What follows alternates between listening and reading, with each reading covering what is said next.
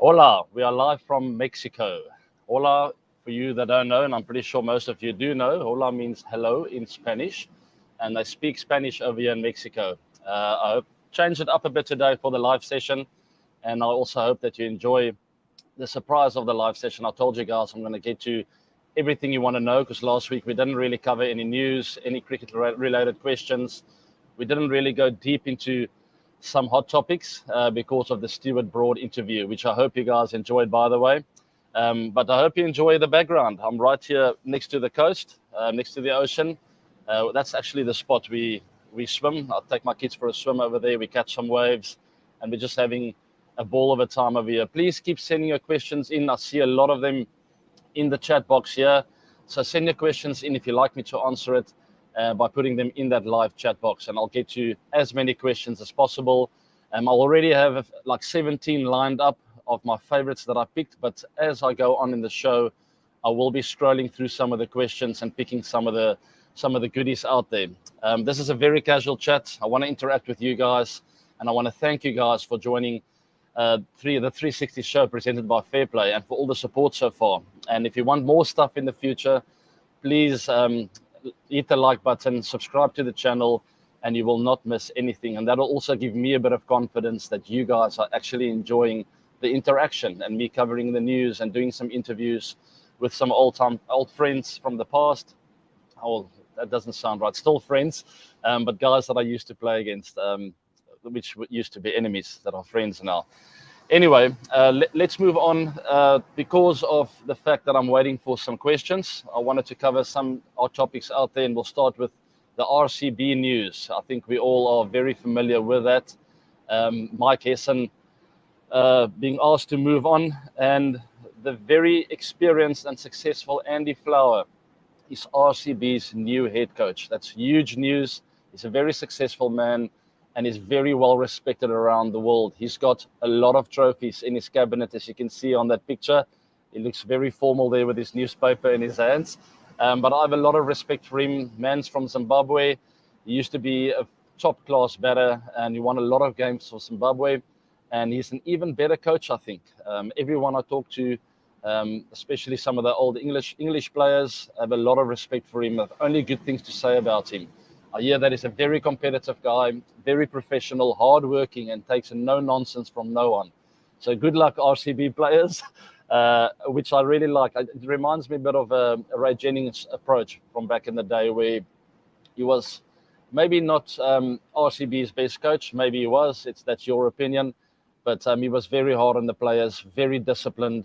And if you wanted to play under him, you had to really follow and step in line and do the right things at the right time. And sometimes that kind of pressure from a coach, demanding performance, demanding discipline and professionalism, brings out in the best in players. As we can see there, Mike Hesson's record in the 2020 IPL, they qualified for the playoffs. 2021 qualified again. 2022 qualified again. 3 qualifications in a row, and then I think the nail in the coffin was that last one, finished 6th, which happens at the IPL.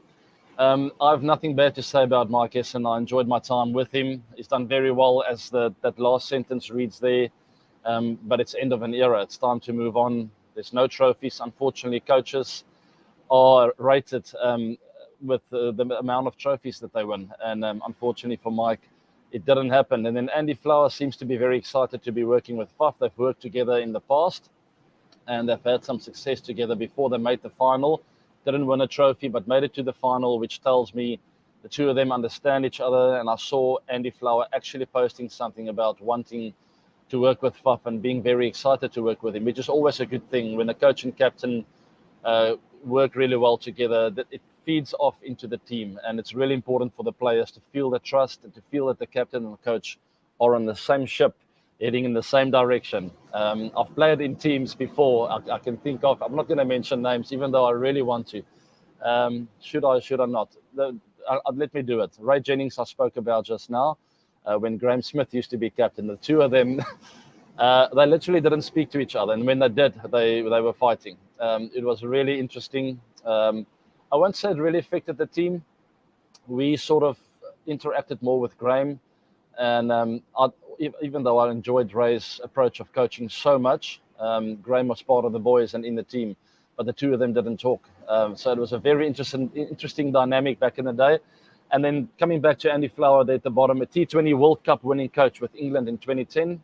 He's also coached teams to titles in the PSL, the Men's 100, and the ILT20. That's a lot of trophies, guys. And if you can't take trophies for granted. I think RCB hasn't won a trophy yet. I've never been part of a team at RCB who's won a trophy, which is very sad, but it happens. And it shows you that it doesn't matter how good your team is.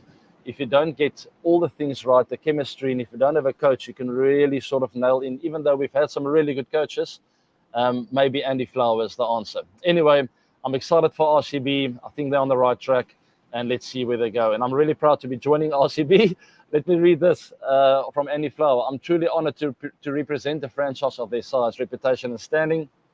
RCB have an unrivaled fan following, and that's very, very, very true. The fan following and the support base in Bangalore for the RCB team is incredible, and I've no doubt that trophy is going to come home soon. Who knows? Maybe this is the time right now with Andy Flower as coach, and the atmosphere at the Chinnaswamy is incredible, obviously. Then a little bit of news here from CricBuzz, as on Friday. In a report dated July 18, CricBuzz had revealed that Flower was engaged in discussions with several franchises. That is interesting. Rajasthan Royals.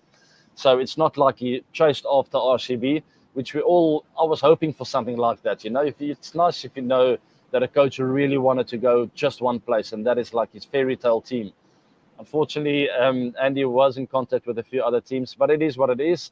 And then the bottom part, I don't know if we should cover. Should I just look away?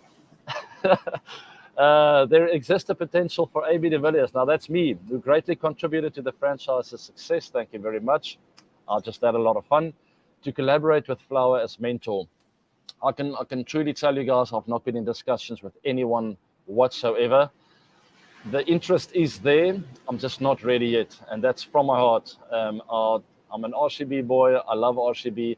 I'm not ready to join in any team environment as of yet. I've recently retired, even though it's quite a long time now already, but it's still recent in my mind. And the thoughts of me getting on a team bus in the near future, staying in a team hotel, all the team meetings, team, I've done that for most of my life. And I had a 20-year career where that's all that mattered. For now, it's just different priorities for me.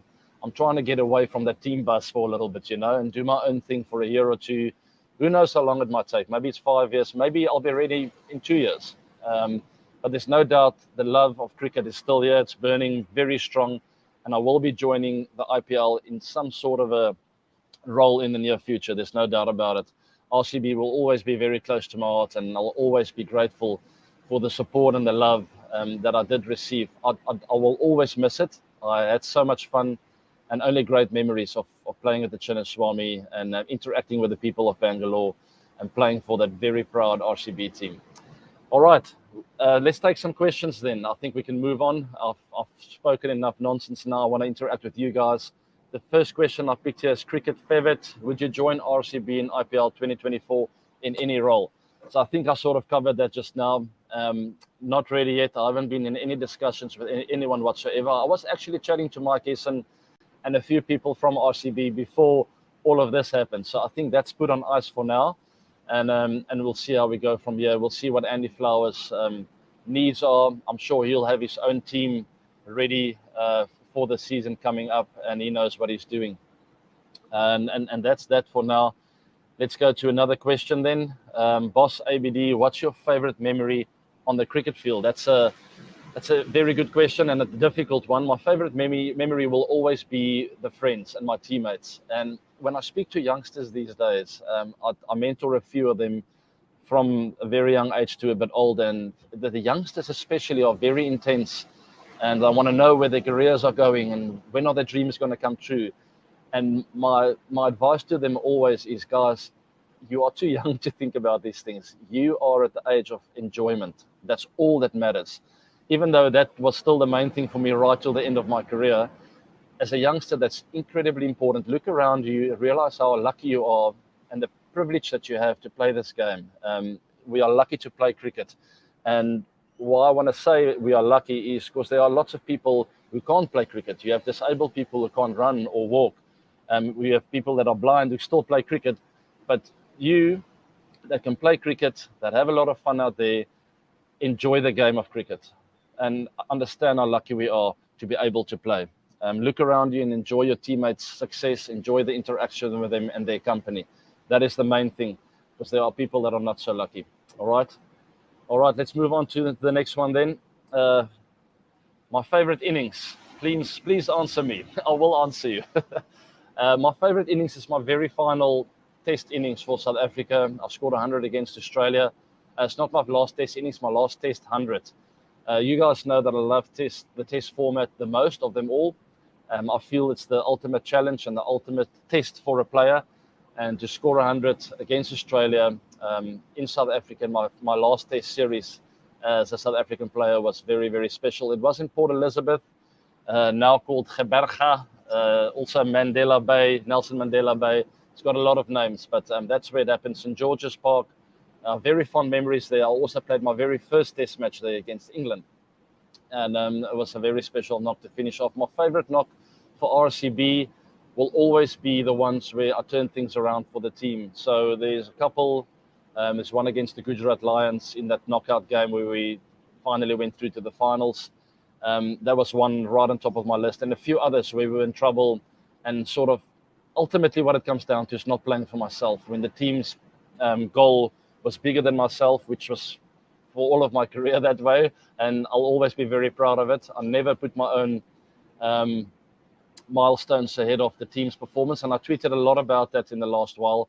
I want you guys to understand and to remember that this is a team sport. So all my favorite knocks for RCB were the ones that I helped the team across the line or get back into the swing of things.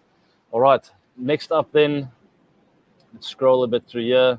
Sir, I want to ask you how you managed to hit the Shami no ball for a 6 in the IPL against Kings 11. I very clearly remember that. That cleared the stadium and it went into Cubbon Park, I think.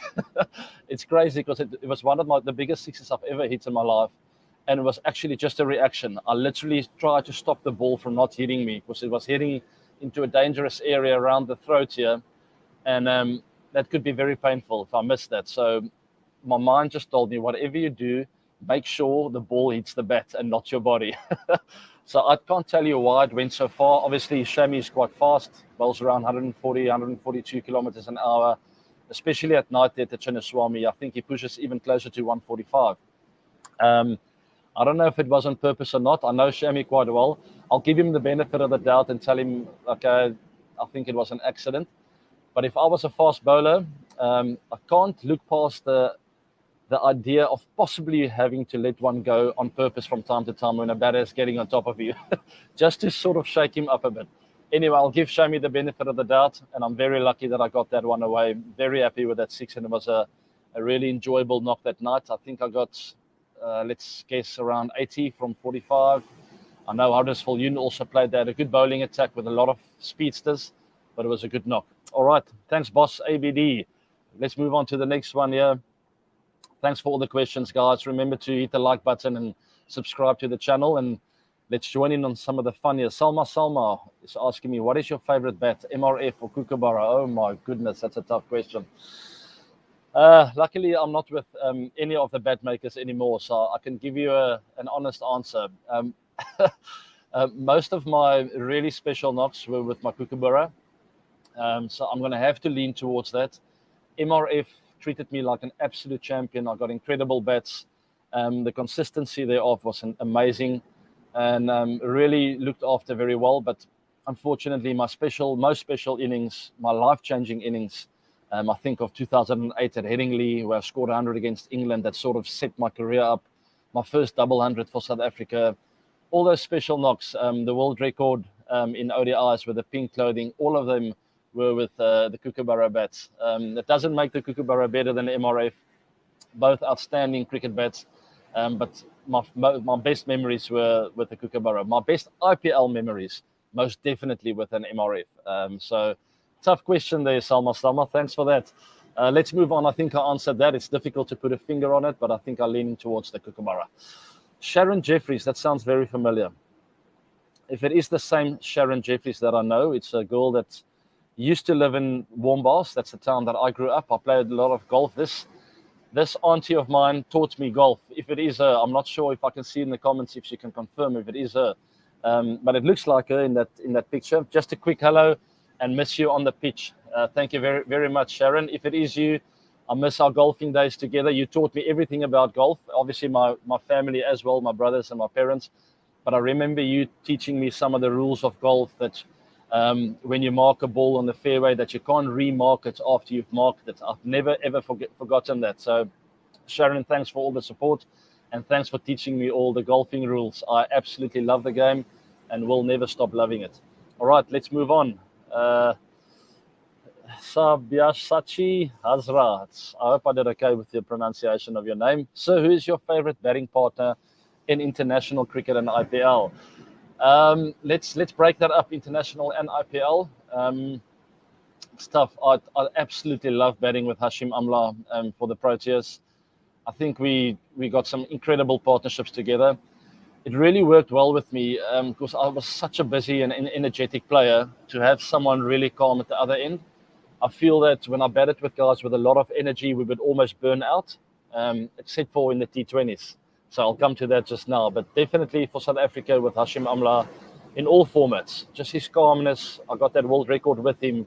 And I just remember him just chilling, go, yo, bro, what's happening? Good shot there, by the way. Keep going. I'm like, Ash, I am sweating. I'm flying here. I'm going at 300 strike rate. Maybe just like, but to be fair to him, that really helped me just to calm me down, to keep me in my bubble in a way, and to keep my feet on the ground. Always when I'm with an energetic guy, I would get a little bit ahead of myself, and I wanted to change the game immediately instead of sort of still being patient, even though I'm flying at the speed of light. And that was the case with Hash. Whether we play Test cricket, ODIs, or T20s, he would always be very calm, very understanding of my energy, and he would try to run as hard as he could because he knew that I really enjoyed that. And then in T20 cricket and the IPL, definitely Virat. Obviously, our personalities and our way of playing sort of clashed a little bit. We were both very intense, both want to take the game away from the opposition immediately, which I can tell you sounds like the dream partnership. Sometimes it clashes, but Virat and I know each other so well, we managed to find a way to make it work. Because we understand each other's game so well and I know him so well off the field, we found a way to make that clash of personalities. And I hope you guys understand what I'm saying. A negative and a negative makes a positive. Well, that doesn't really make sense. But Virat and I are two strong personalities, strong characters, lots of energy. Sometimes we would go too hard and he would get out, I would get out, and all of a sudden Aussie would be 30 for 3. You know what I'm saying? Where Hash, on the other hand, would be very calm. I knew I could trust him to be there for another 10 overs or 5 overs. Sometimes he would be flying and he could trust me to be there for a little bit. Virat and I were just like 5th, 6th gear all the way, guys, which paid off, by the way, sometimes in the IPL in Mumbai. I can think of that 200 partnership at the Chinnaswamy, another 200 partnership. If it came off, it was beautiful. The thing about us is we always wanted the right thing for the team. We always played for the team and nothing else mattered. Anyway, long answer. Sorry about that. It was difficult to put into words. Let's move on here then. Anonymous. I like you, Anonymous. Hi, sir. Can you please tell us about the character of Virat Kohli in the dressing room? Does he really motivate other players to perform better? Oh, absolutely. He's an incredible person, incredible character, very intense on the field. Throughout my whole IPL career, I've tried to calm him down. You can ask him. He'll vouch for me. I've always tried to tell him, Virat, relax. It's okay. Everything is fine. Because Virat is so intense. He so badly wants RCB to win. He would want to control every player on the field and make sure everyone is in the right place all the time with every ball. And sometimes that could be very intense on himself. And he could start burning out a bit or boil the pot a bit. You could see him get emotional on the field, which I absolutely love. He comes from a great place, people. He means good. He wants to win. You'll see him playing for India soon. He'll just want to win. That's all he wants for his team. But sometimes he needs to calm down. And he's been doing that of late. I've seen him really relaxing, taking more of a senior role in the team and just sort of doing the whole meditation kind of role, relax everybody. Everything is going to be okay. And I think if Virat does that a bit more, India might have a very good chance in this World Cup to bring that trophy home. In the change room, Virat's got a helping hand for every single person. He's helped me before. He helps every youngster. He teaches and coaches everyone. And he's an incredible person, particularly off the field, more so even off the field. If you can even believe that, the cricket player that he is, he's a wonderful human being off the field and always wants to help everyone. All right, Anonymous, thanks for that question. Let's scroll a bit. My throat's getting a bit drier. Let's just keep the stamina. Gaurav, which was the toughest pitch you batted on? So we played a test match against India in Kanpur, I think, if I'm not mistaken, in 2008. Maybe I'm wrong. Maybe I'm right. I think it's 2008. We just came off winning the test match in Ahmedabad, and we went up 1-0 against India. And I can't remember if Kanpur was the last test match or the second last. I think the last one was in Kolkata. So I think Kanpur was the second last test match. And we won the toss, batted first, obviously, because the wicket looked a bit... I wish I could show you guys. I'm going to pick up my laptop for a brief second. The wicket looked a bit like that little path there. Okay? So not very easy. We won the toss, and we were so happy in the change room. I told Graham, best toss of your life, let's go. And then Harbhajan bowled in the 7th or the 8th over of the test match, and we realized, and it was spinning and ripping and turning, and we realized, okay, hold on. Even though we won the toss, we're going to have to bat really well here. So you can imagine the first day of a test match, bowling spin, and it's turning this much and bouncing past my shoulder off a spinner. It was the toughest pitch I've ever played on. I scored some runs, not a lot. I think I got a 40 odd in one of the innings and maybe a 20 or 30, which was considered really good on that wicket. There was no 100 scored. It was really, really tough. So Kanpur in 2008 was my best. I hope I got the dates right. Maybe you guys can check it up for me. Okay, let's scroll on here.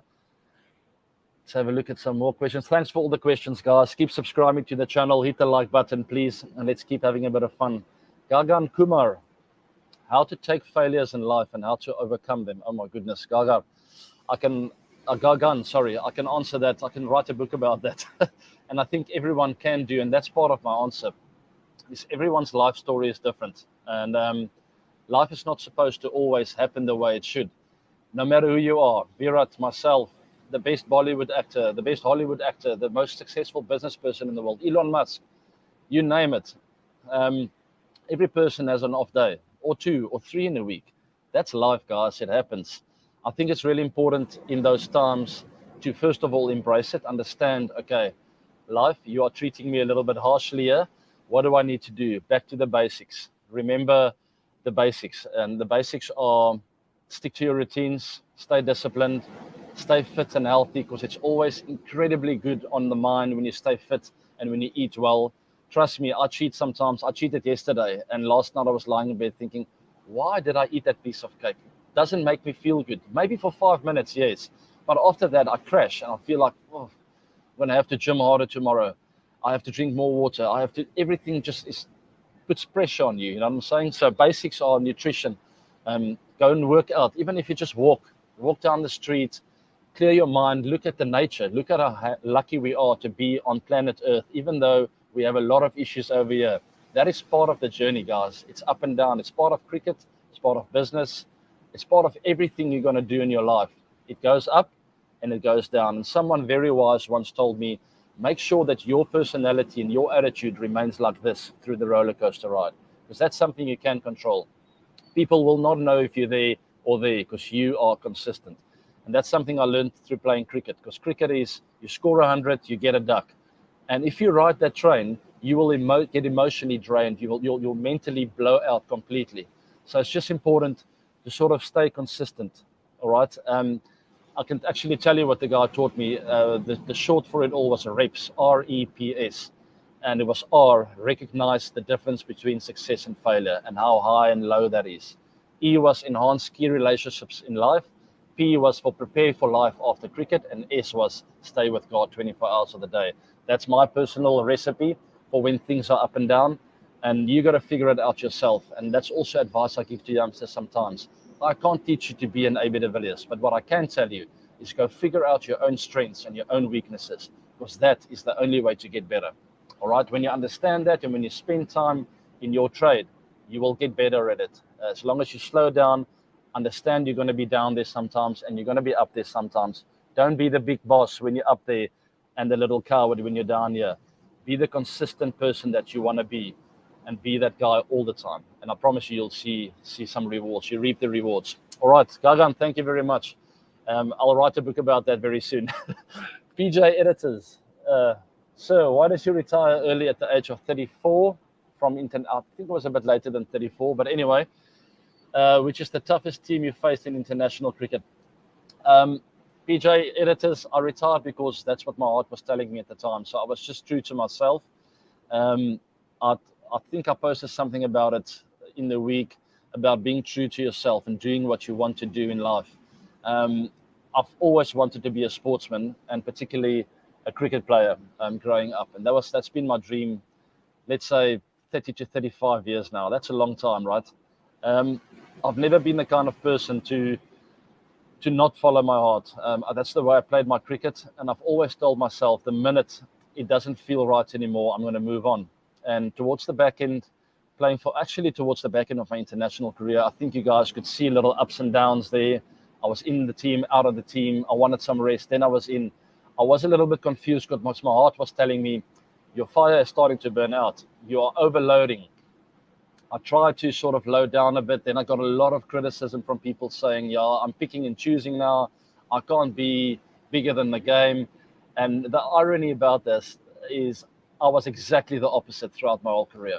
I was always smaller than the game and smaller than the team.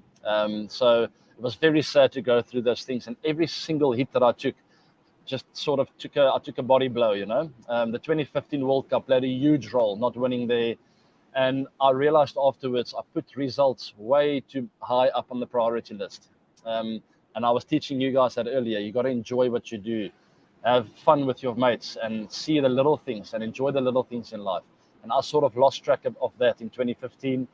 Then I needed some rest. Then I got criticism for that. Then I went to IPL and I finished off my career there with a lot of love and laughter and a lot of great memories. But even towards that last season, I felt like now what was bothering me then was I wasn't playing enough and my form was going down a touch. And I always wanted to be the best. So those are the things that went through my mind, and I hope I explained it really well to you, PJ Editors, and I hope you understand. But it was really tough towards the back end, even though I consider myself incredibly lucky to have enjoyed my last few days with the RCB. I've had a fantastic international career, and there are absolutely zero regrets.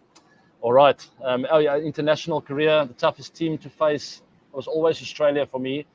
But I would say any team away from home, India, the big teams, India, England, Australia, I would say Pakistan, Sri Lanka, all away from home are really tough. But definitely Australia. I grew up really having them as rivals. My family taught me not to like Australia. And even though I got a lot of Australian friends now, and I got so much respect for the way they play their sports. Anyway, so it would be Australia. Okay, let's move on to Karan Joshi. Films. What is this all about, the films and the editors and the 400, is it rupees? Thoughts on your test career? You are an ODI legend, but I feel you are quite underrated in test matches. Thank you so much, Karan. I think so too. No, to be honest, it's the ultimate form of the game. Even though I never really had milestones in mind, I never looked at it. But what my folks always taught me, and my brothers and people I grew up with, is not about scoring 100 and then disappearing. It's about being consistently good.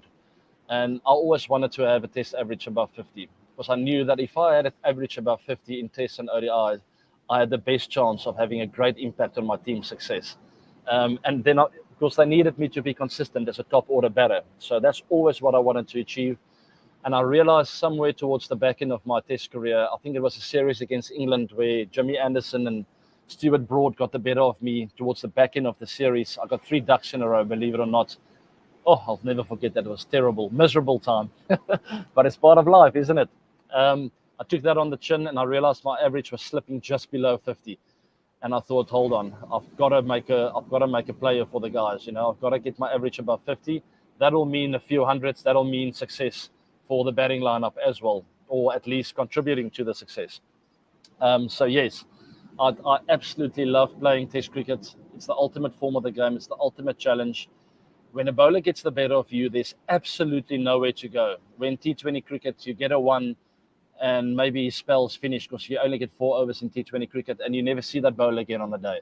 In Test cricket, the captain throws the ball to him and says, listen, you got him out last time, so already as a batter you're thinking about that.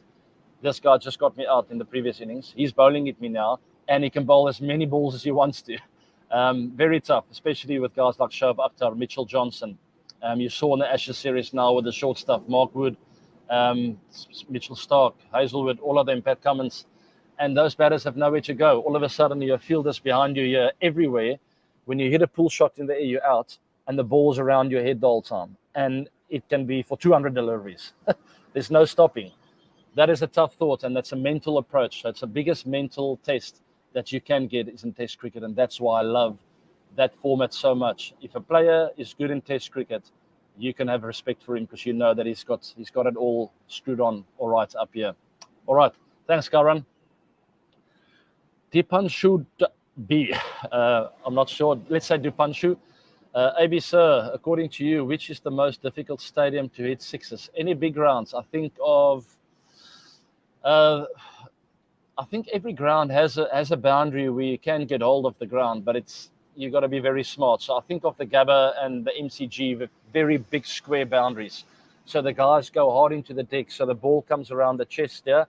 I think we spoke about it in the World Cup when I did a live session, when I was commentating online a bit, telling you guys we're playing at the MCG, and when we played at the Gabba, the guys are going to go hard lengths, get the guys to hit cross-bat shots because they know that it's like an 85-meter boundary square. It's really difficult to clear.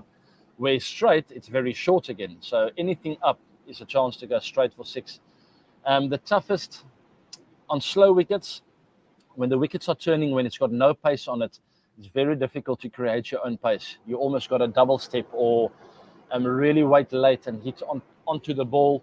I don't know how to explain that to you guys, but the faster the wickets are, the faster the pace off the bat is. So slow wickets like Chennai, it's not easy when the ball gets softer to clear the boundary. The ball also gets wet and a bit heavy. Really difficult to create pace on the ball to clear the boundary. It's I can't find a very, very big ground now that's tough to clear. But let's say most of the Australian grounds are big, and you've got to find pockets. I think Cardiff in Wales as well, big square wicket, and you almost got to hit space. I always, on those kind of decks, I would tell myself, you can run 2s and 3s a lot more than on small grounds. At Chinnaswamy, you won't hardly ever see someone running 3 runs there. It's 2s or boundaries or 1s. Where in big grounds, you can find the pockets and really sort of tire the opposition out. I always love those kind of innings. All right, on to the next one. Thank you, Dipanshu. Arin Salian, Morne Morkel or Dale Steyn, better golfers? Ooh, that's a tough one. I hope they're not listening. I think Dale is a better striker of the ball, more natural. He just stands up, he never plays golf, and he just goes boom, bang, 270 meters down the middle of the fairway. And I go like, Dale, you've been telling me for the last half an hour how you're going to miss the ball completely. So he's got this very natural ability to hit a ball. I think you saw it when he was batting as well. He would every now and then hit a big 6 out of nowhere, and everyone would go like, wow, where did that come from? So he's a very talented ball player, if I can say so. But I think Morne with golf would be more consistent. He grew up with the game. He's got a beautiful left-handed swing. And he understands the game a bit better. He'll be better with the short game, chipping and the putting. He will get the ball in the hole for fewer shots, if I can say it like that. No offense, Dalo. I did give you a little bit of credit, though, if you're listening. All right, let's move on. Aditya Survey, your favorite catch you took in your career? Our career? I'm pretty sure it's your career. My favorite? So you can see how excited I get. This is literally the favorite part of my career, I swear. There's no jokes. Is when we took a wicket, especially in Test cricket. And if I could catch it, even better. But you could always see the excitement in my face with us getting a wicket. And I've always been a team player, and I've told you guys many times before, and this proves it. When you can get more excited of your team getting a wicket or you taking a catch than actually scoring runs, then you know you're playing for the right reasons. So I got very, very, very excited when I took a catch, and because I felt like the bowler's been working so hard, and I don't want to stand in the field the whole day, and I don't want us to lose. All these thoughts running through my mind, standing on the field I would really just have my eyes on the ball, anticipate and wait for it to come in my direction. And hopefully I could do something special for the team. So there's one catch. There's a few that stands out. There was one in Johannesburg against New Zealand. I think, who's the batter? Was it Scott Styrus? I don't think it was Scott. Maybe it was Scott Styrus. Mackay and Tini angled it in. The ball nipped a bit and found that outside edge. I was at third slip. I took a dive to my left. I remember not seeing the ball until the last half a meter.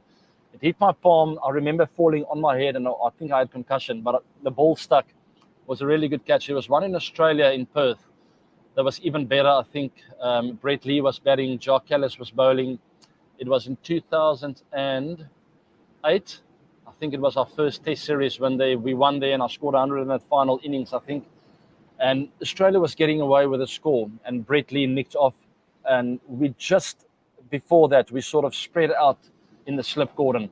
So I was under pressure to move around, and I took a dive to my left. Very athletic little movement there, and I'm very proud of that one. My son actually found it on the internet the other day, and he came to me and said, "Dad, is this really you?" I said, "That's me." And he said he's going to go and practice it now. So that was a very special one. And then there was one that no one can get a hold of in Sri Lanka. Can't remember the ground. I think 2007, somewhere there, maybe 2009. I remember Graeme Smith wasn't there. He took a rest, or he was injured. And there was a very good catch. I think Shaminda Vaz, Andrew Hall was bowling, and I took a very reactionary catch, stuck to my left hand. Anything with my left hand I always enjoyed because it's my weak hand.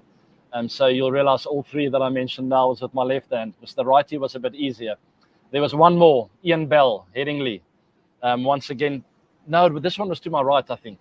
But very important catch at the time, and a very controversial test match. One of the best test matches of my life, and most important test matches of my life. All right, let's move on, because I actually need to share this with you guys. Rookie error. My battery of my laptop is on 10%. So if I bail out at the end, I'm really sorry. But I'm going to try and run through these questions as quickly as I can. All right, let's move on to the next one. Saran, given the plethora of cricketing leagues now, post-retirement, any particular league that you wished you'd been a part of? That's actually a good question, because the leagues weren't really there early in my career, only the IPL in 2008. Even then, I didn't think it was going to survive, really. Until 2010-11, I realized, hold on, this is huge. IPL is incredible, and the standard of cricket is so good. I want to play more of it, you know. You want to play cricket where you are tested as a cricket player. That is international cricket and something like the IPL. So I played in the Big Bash. I played in the Blast in England. I played in the PSL. I played in the CPL. I played in most leagues. I played in the Bangladesh League, Super League. I don't think I missed out on too many. Yes, there is a part of me that maybe would have wanted to play more, especially towards the back end, where I only really played IPL and then took the rest of the year off. If I could have that over again, I would possibly fit in a few leagues there, or a few more. I did play in England at that time, but not enough, I would say. But I was also tired, so it was confusing at the time, you know. So there are no regrets. I don't wish that I played in any of them, really. I think the leagues that are there to stay. Maybe the SA21, the Betway SA21 that started last year, my own league. We never really had a very strong league in South Africa when I was playing. So maybe the SA20 that Graeme Smith started, and he's done so well to get that league off the ground for us South Africans, and it's great for our cricket. And you must all please support the league. It's starting in January, on January 10th again. Well done to Graeme and CSA for that. All right, let's move on. What's your view on the SA Premier? The SA20, I think it's fantastic. It's really great for our cricket. It's a shorter league, which is very enjoyable for the players as well. Some of the leagues get really long. So this is 1 month or 5 weeks at most. South Africa is a wonderful place to tour, you guys. It's great golf courses, wine farms, food, hospitality. The people are welcoming and friendly. If you've never been to SA and you've got any chance whatsoever, please go. I'm from Pretoria, but I will encourage you to go see Cape Town. It's the most beautiful city in the world, and the whole Garden Route, the eastern part of the coast, even the west coast, but I would say the east coast, the Garden Route is just phenomenal, and so much to see, and so many incredible memories that you will create. But come over during the SA20, come watch some of the games. I'm going to be there commentating. I'm going to watch some of the games with my friends. and I'm definitely going to take my boys to see some of the games. All right, that's what I think of the SA20. You are the young upcoming Afrikaans batters for the Proteas. And your century against India and Chennai 2015 is my favorite. That was one of my best knocks of my life. I forgot about that one. It was an ODI. Mishi was turning the ball square. It was really tough to bat on. I think it was I can't remember what happened. I think we lost. Wicket was a bit better early on. India took complete control of the game. I think Virat scored 100 in the first innings. We fielded in the daytime. You don't want to do that in Chennai. So we were down and out, and at night time the ball started turning square. And Mishra was there. Who else was the spinners? I can't remember if Ashwin played, but let's say he was there. I'm not sure. You guys must pull up the team list for me maybe. But definitely one of the best ODI knocks of my life, purely because I had to use every single bit of my skill to cover up for the turning wicket and the tough conditions. All right, the Afrikaans batters coming up in the Proteas team, I'm not sure who the youngsters are. All I know is Heinrich Klaasen is there at the moment, and I'm very happy about that. I'm a big fan, big admirer. I love the way he plays the game, and I think he hasn't got anywhere near his potential yet. You guys are about to witness something special if he keeps up this form. He's the best player of spin I've seen in ages. He was just one of those youngsters when he was in the team with us. He was keen to learn, he's humble, down to earth. There's nothing that I despise more than a youngster coming in and immediately like walking around like he owns the place, And I don't believe in seniors and juniors and nonsense like that. I'm talking about earning the right in anything that you do, Keep your feet on the ground, stay humble. And even when you are a senior player and very successful, like whoever, still stay humble. It's not so tough, okay? And make the youngsters feel welcome. But youngsters, keep your feet on the ground, have your eyes and your ears open, learn, okay? Learn and stay humble all the time. Learn your trade through other people, learn from their mistakes. And Heinrich Klaasen was that kind of youngster coming in. He had no chip on his shoulder. You knew he was good, and you got to believe in yourself. So I'm not saying don't believe in yourself, but he was prepared to learn from the older guys, okay? He was quieter at that time, and he was just taking it all in through here and not doing too much of this. All right, so that's my point. And look where he is today, because he took all of it in. He was a season or two with the RCB, and I remember him standing there at the nets watching Virat Kohli bat all the time. He didn't miss a thing, and look at him playing spin now. I'm just saying it's no coincidence. Youngsters, come into an environment where you feel a bit insecure. To come up for insecurity is not to be arrogant. It is to be humble, all right? Confident, but humble. And learn as much as you can. That's how you counter for insecurities. Boom, take it in. Okay, I had more to say there, but I'm yapping on now. A non-cricketing question. Favorite book you have read of late, and your favorite film or show you've watched of late? Thanks and God bless. Oh, I've got my own waitress here. Look at that. Thank you, babe. There's no sugar in here, but I'll take it. Cheers. I'm sweating out here. I don't know if coffee is the best idea, but thank you to my beautiful wifey. She's my rock. It's a tough question here, Abraham, because I haven't read a book in the last few months, actually. It's bad of me. I have them all piled up there at home, and honestly, you'll laugh at me, but it's just too busy at the moment with the kids. And I have a lot of other things lined up. I'm trying to connect with you guys. I haven't had time for a book. I'm going to do something about it, Abraham. So thank you very much. And I will let you know. I've got so many favorite movies. I can't give you anything fresh. What I can tell you is there's a movie coming out of a girl playing as a cricket player in India. And I want you guys to watch it. I can't remember the name of the movie now, and I so badly want to give it to you guys. So just give me 1 second if you don't mind. The lady's name is Sayami. All right. I'm pretty sure you guys will know who she is. And the movie is called, give me 1 second. Oh, man. Okay, she doesn't give the name of the movie here, but you guys can check it up for me, please. So I'm an Indian film actress, and I've done a cricket film, which is also Abhishek Bachchan as my coach, and Amitabh Bachchan sir in a cameo. I'm reach out because okay. I hope you guys understood that. I'm not sure what the movie is called, but she plays as a cricket player in this movie, and I think it's going to be fantastic. what happened there is she got a hold of me and she's asked me to have a look at the film. So I can't wait to do that. I'm going to do that. Oh, there we go. It's Goomer. So I'm very, very much excited to watch that. I think it's premiering pretty soon. Thank you very much, Raghav. It's Goomer. That's what it's called. I think this girl's very, very skillful from what I've seen on Google, but I haven't seen the film yet. I'm going to watch it today, tomorrow, and I'll get back to you guys on what I think. Obviously, I'm going to watch it with subtitles.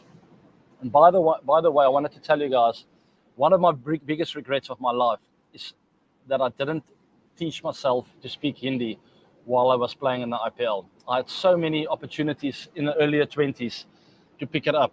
And it's never too late. So I'm always going to spend time in India until who knows when. I'm never going to stop the journey over there. But it's maybe not too late. But I would love to be able to speak Hindi. Imagine how cool that would be. Anyway, at least I could sing a song in Hindi. But couldn't speak it. Sorry about that, guys. Let's move on to the next one. I am sweating and my battery is on 7%, so we almost got to close down shop here. Can we have a song from AB? There might be something interesting coming up over there in India. I'll update you guys with regards to that. I don't have my guitar with me now, and please bear with me when I do play my guitar on these kind of shows. It's very, very raw, people. I wish I could tell you how it works when you record songs. There's a lot of production, mixing and mastering, and all sorts of stuff that goes into it to make it very pure. You can even stretch the person's voice a bit when he gets a note wrong, or when he's a bit husky like that, or something happens. You can sort of tidy that up. All those things are worked on when you record songs, and I do this on my laptop's mic. So please sort of just give me credit and understand that the music that I do deliver on here is very, very raw and very amateur-like, but I always want to show you guys the real side of me. All right, let's move on. Nearing the end, 6% on my laptop. Itansh, which 4 teams do you think will qualify for the semi-finals in the World Cup 2024? Good question. Very, very tough to answer. Definitely India, number 1. I think they will go on to win it over there again. It's going to be a fairy tale World Cup. Okay, India, England, Australia. Yeah, got to go with the big 3. I feel embarrassed doing it, but it's difficult for me to see them not qualifying. And then I want to go to South Africa, even though I think Pakistan have a really good chance as well.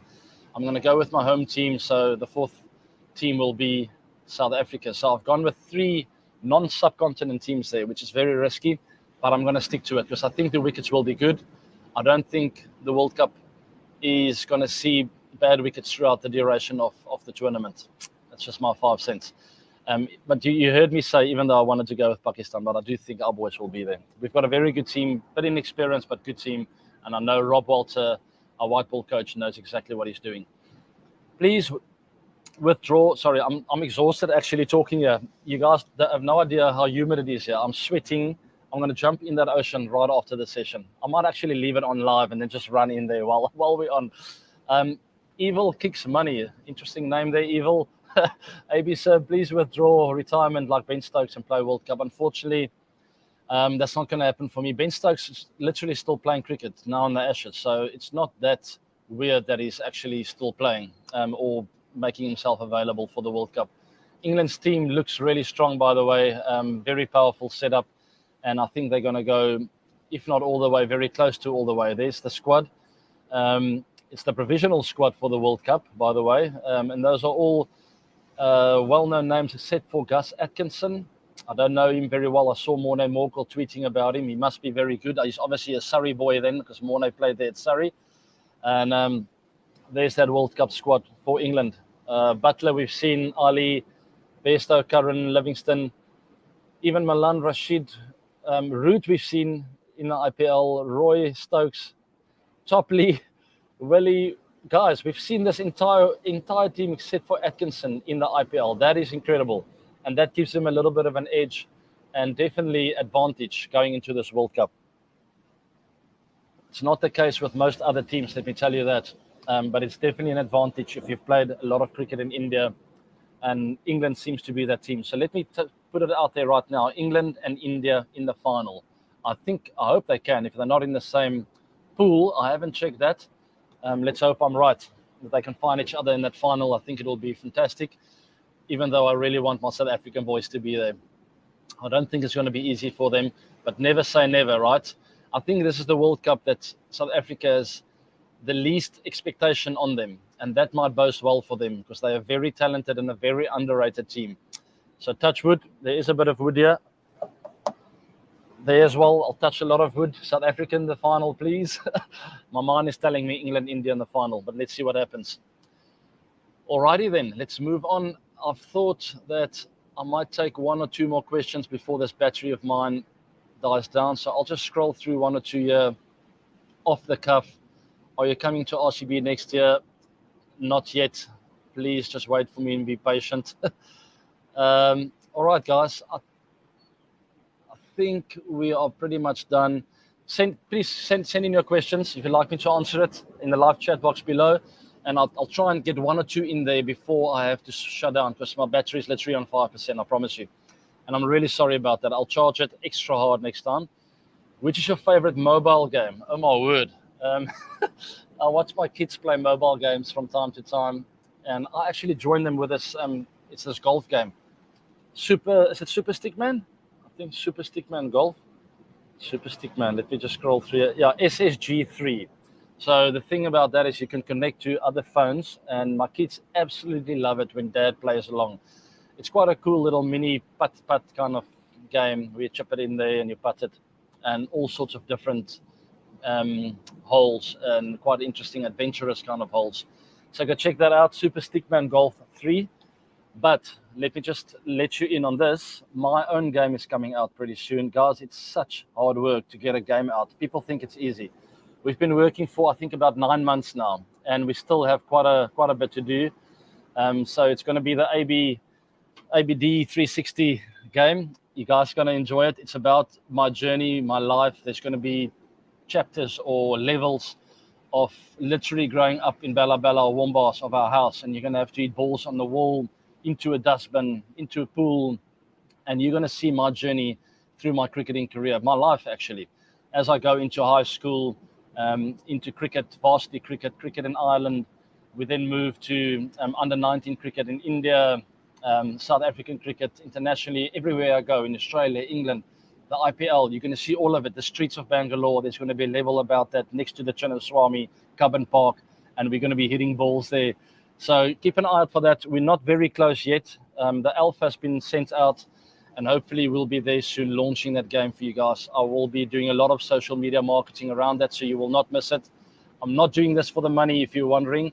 I wanted to get something out like this my entire life. All right. I love fun games that's adventurous, that shows you the scenery and what it looks like there and someone's journey, and you can unlock different levels. I love games like that, and I want you guys to experience my journey throughout my life and my career in a little mobile game. I think it's fun and you're going to enjoy it.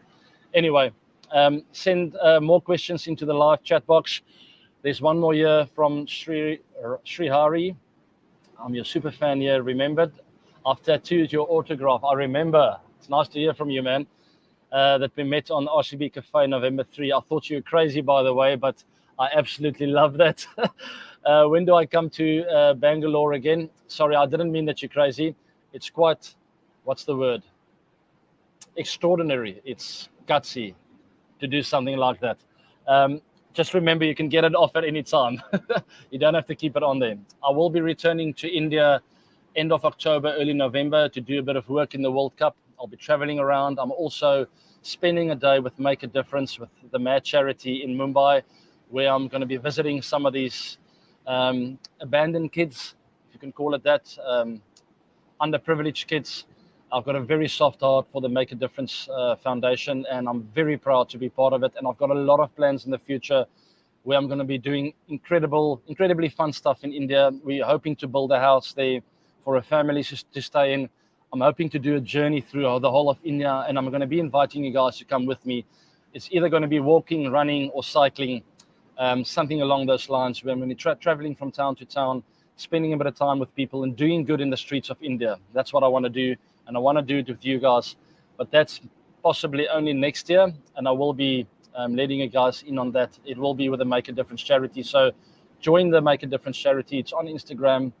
I did a post recently where I chatted about you guys possibly joining and volunteering and joining my team. Let's go and make the world a better place together.